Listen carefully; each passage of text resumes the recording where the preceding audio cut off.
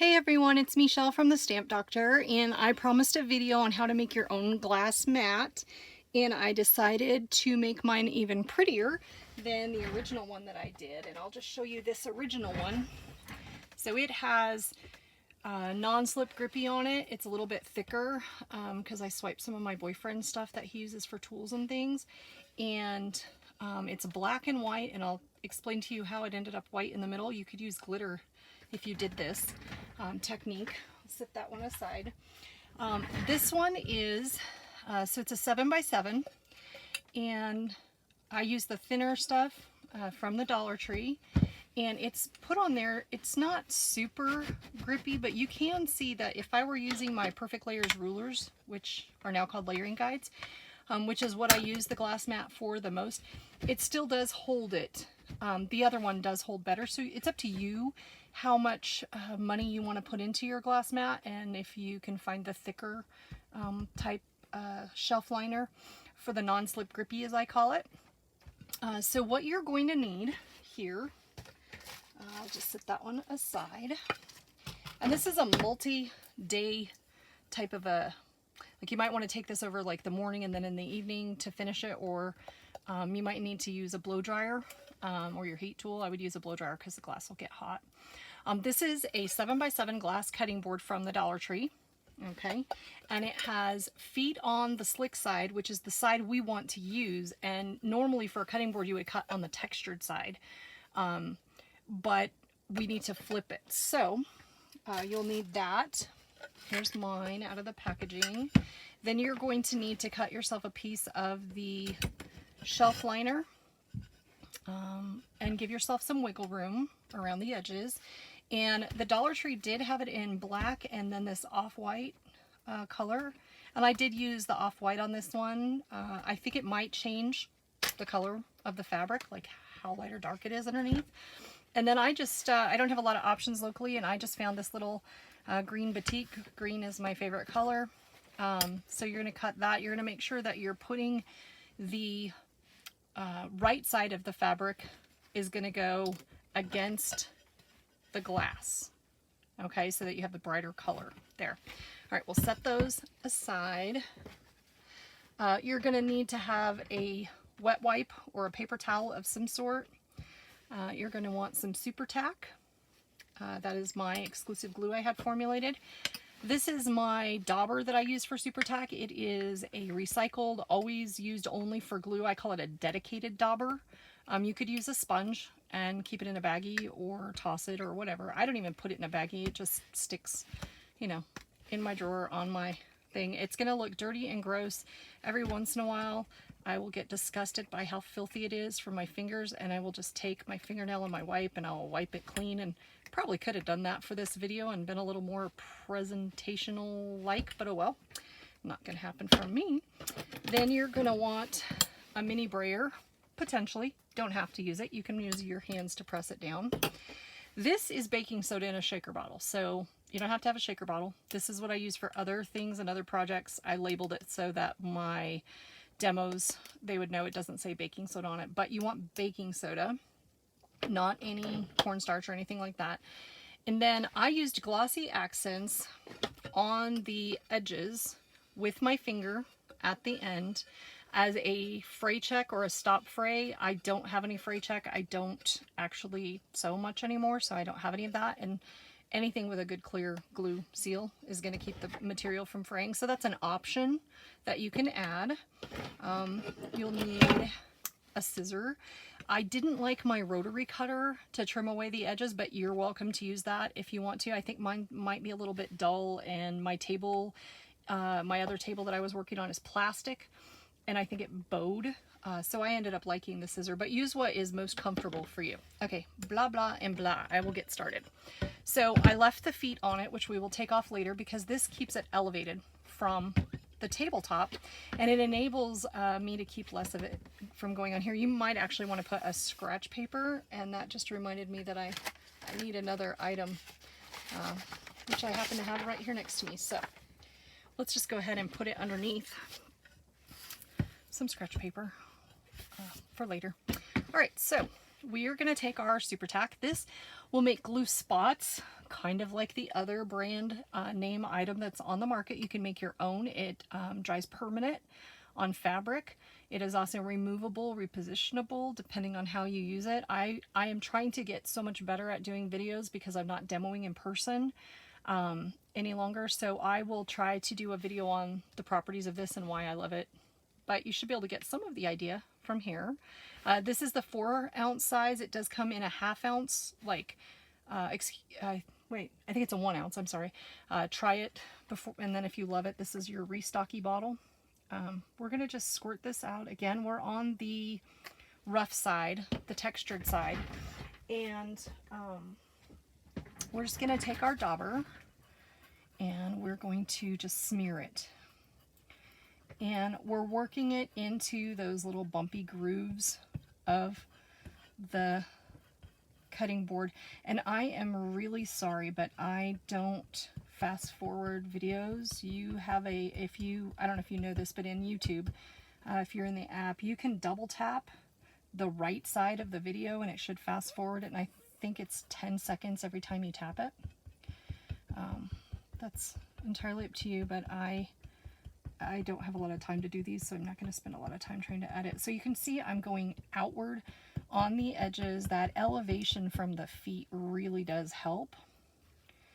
All right, now you'll notice I'm using swipey strokes, and I actually have a little bit more glue than I need, but as it starts to set up, it's better to have a little bit more than less.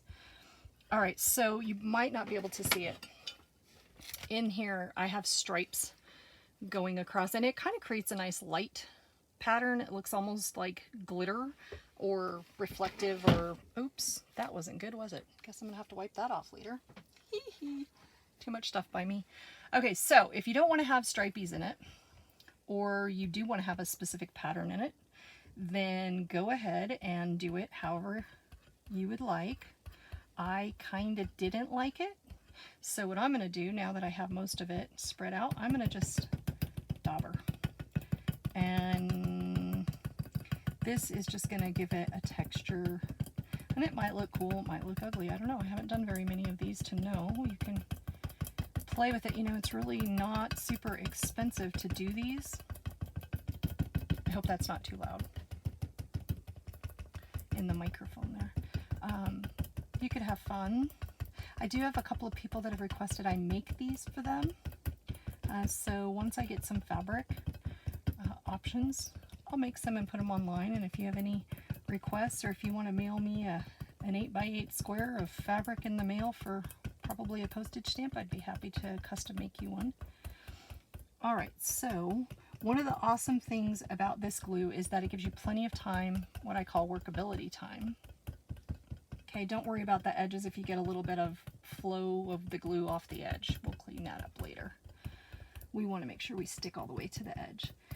But one of the nice things is you can see, hopefully you can see in the video, that it's kind of bluish tinted. See it on there? It's bluish tinted when it's wet, and then it goes clear when it's dry. So, all right, let me check for the right side of my fabric. All right, so this is the right side of my fabric, and what I have found worked better for me, because I've done 3 of these so far, is I'm going to put my fabric right side up. If it's super wrinkled, you might want to go ahead and iron it. All right, plan on maybe getting a little bit of gluey on you. If you get it on the back side of the cutting board, it's not going to matter because you're going to be able to clean it off. So I'm going to just sit that, pow, and then flip it over. Okay, so wrong side of fabric is facing me. That's the correct way. And now I'm going to smooth it out from the center. I do have a buckle right here, so I'll just lift it up, pull on it, and stretch it out. And there's a little bit of one right there. Here's one. I found that you get less buckles if you do it this way, but you do what works for you. Some people are used to doing vinyl or whatever, so just figure out your comfort zone. Okay, so now we could have waited until the glue dried. That's an option. I felt like I had a bump under there.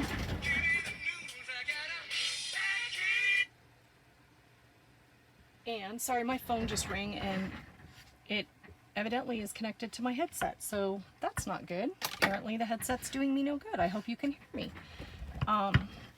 If not, I'll be redoing this video.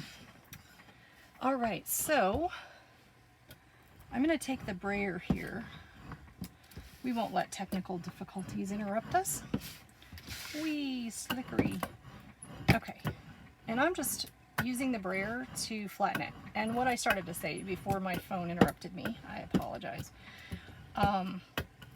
is that we could wait until this glue is dried clear and is sticky, but we kind of want it to penetrate the material just a little. And it doesn't, I'm not really sticking to it, but it feels damp, it feels moist. So if you accidentally did let it dry, or you weren't as comfortable and it took longer for you to do it, then it's not going to hurt it if it's already dry, and then you would really want to brayer it into the adhesive more. So, all right, so that is now done, and it's interesting, you can see where the glue is still very wet. It's blue, but there is no blue in my fabric design.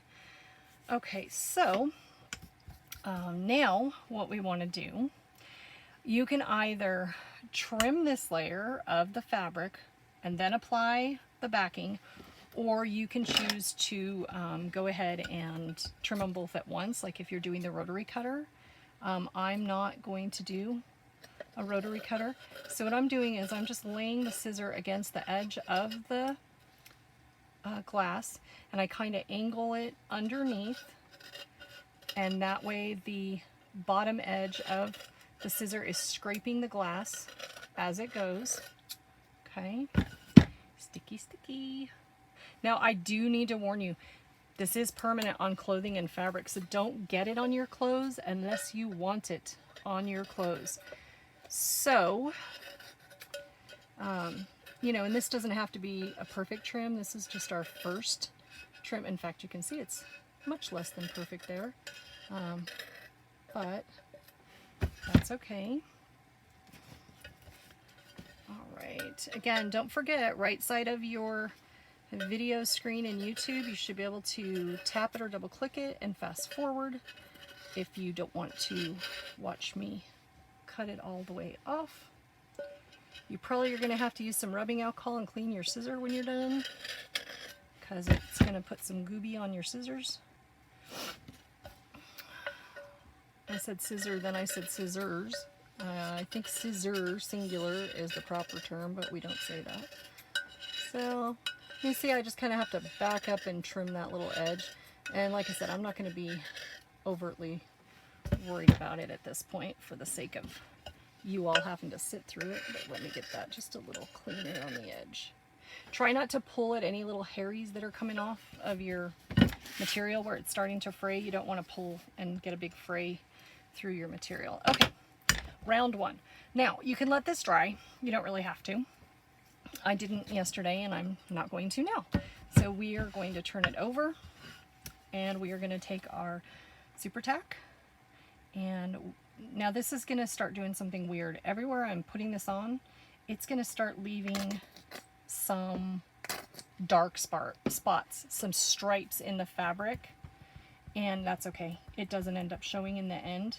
It just penetrated the material first. You can kind of see it was darker here. No worries.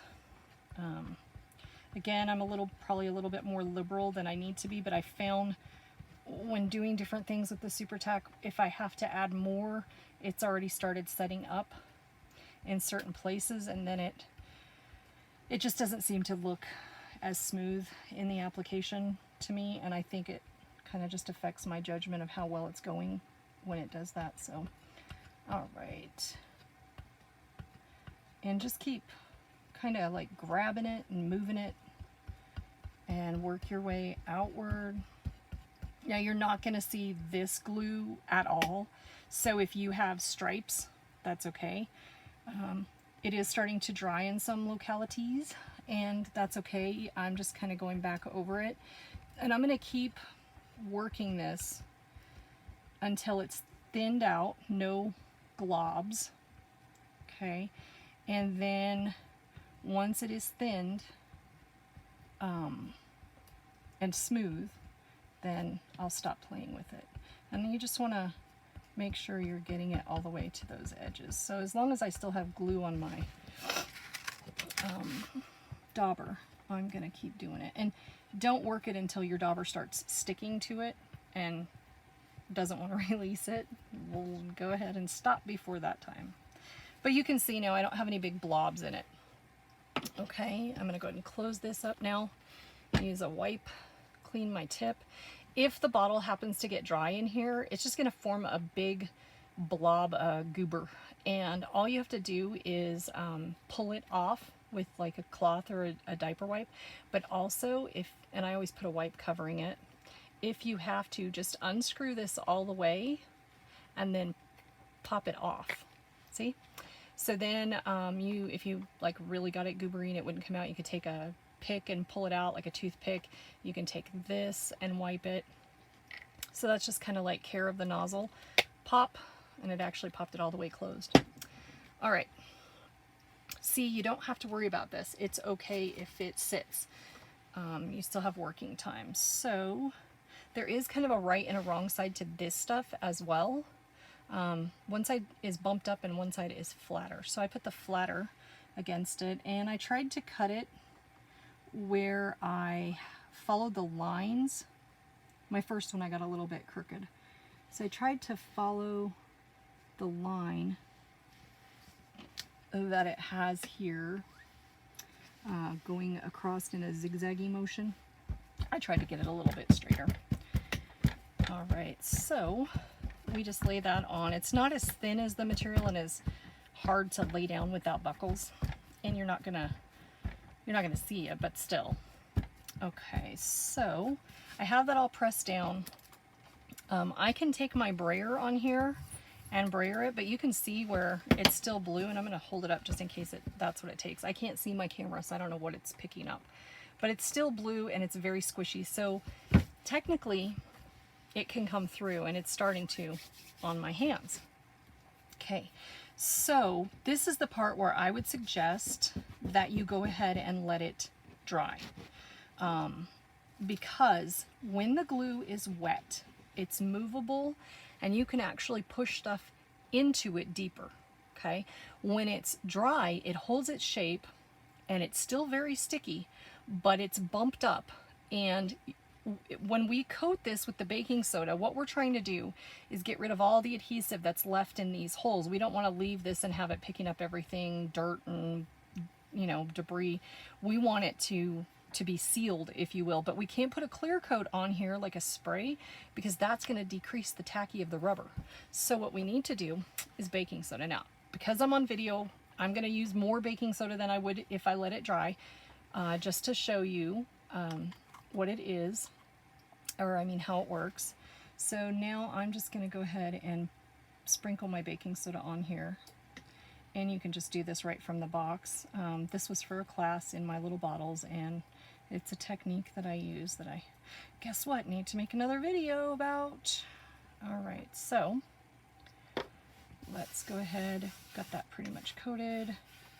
And now make sure that when you do your baking soda, it's not your cooking jar of baking soda, because if you pour it back in, like I'm going to into my bottle, we definitely don't want to be contaminating our food baking soda. So there's actually way more on here than what you would think, because it's down in the holes. And I'm just tapping it to kind of get it to jump up instead of pouring more out. But you can just coat this sucker with it if you wanted to and not worry about it. Baking soda isn't super expensive. I try not to be wasteful of anything if I can help it. But it is just inexpensive baking soda, great big box. Pick it up while you're at the Dollar Tree getting your supplies for this. So I love that these could be made for friends with just scrap material that you happen to have hanging around. All right, so I'm not getting a lot of movement. What I'm going to do is I'm going to turn it over here, over my paper, and I'm going to knock into it. Now, you can see I'm not really getting a lot of baking soda to come off of it. Not very much at all, and that is because I put it on wet glue. Let's get some up here. Yes, I should probably have a second piece of paper underneath me because I just missed. Now, why do I use baking soda as opposed to cornstarch? I can explain that for you. Cornstarch, when you get it wet, it goes to dough or mud. But when you use baking soda to reduce tacky, it doesn't do that. And my ring just drug through it. So if this were to get any kind of moisture on the back of it, if I was using cornstarch, it would make it muddy, doughy, icky. But baking soda, when it gets wet, like if you put baking soda in a bowl and you put water in it and then sit it outside in the sun, it goes back to being baking soda when it evaporates all the water out. And I am out of baking soda in my shaker. So we're going to call that one good. I did forget one thing, like always. Is there any kind of video that would be complete if I didn't forget one thing? No. So this is just a cloth. I'm just going to dust off the baking soda here out of the holes. And then I'm going to use some of that on this edge. So I'm going to, yeah, this probably doesn't look very coordinated. Oh well, we're not professional baking soda appliers, right? I just wanted to get that edge. I could see it was still probably sticky. You can always go back and do it again if you need to. Okay, so what I was saying earlier about my black mat that has the black and white checkered pattern kind of to it, that's because it's just straight black grippy right to the glass, and then all the holes are filled in with baking soda. It ended up like that. It made my brain go ding ding ding, I could put glitter in that. Or then I went so far as to come up with the idea of the fabric. So use your imagination, make it pretty. My mom said, why didn't you put die cuts in there? And I said, because I was in a hurry and lazy.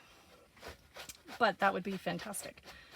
All right, so I'm just going to set this over here. All right, still blue in here, okay? So that means it's not totally dry. What I would recommend now is to go ahead and let this completely dry. Like I said, you can use a blow dryer because hot air does tend to make some things dry faster than cold air does. Drying is actually about the exchange of oxygen molecules in the glue. So whatever the property is, the chemical property, it's exchanged for oxygen. So the faster you can pass air across something is why it dries quicker. So I would use a blow dryer on a cool setting. Be careful, it's going to blow your extra stuff out.